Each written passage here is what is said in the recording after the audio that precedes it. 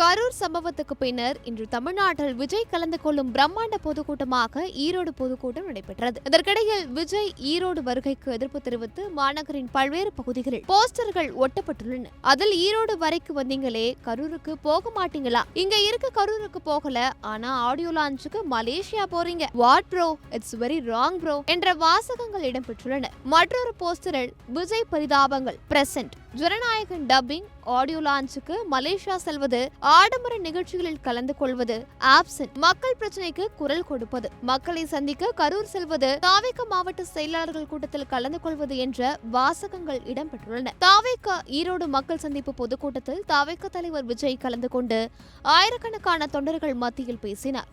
மேலும் குறித்த நேரத்திற்குள்ளேயே மக்கள் சந்திப்பை நிறைவு செய்தார் விஜய்.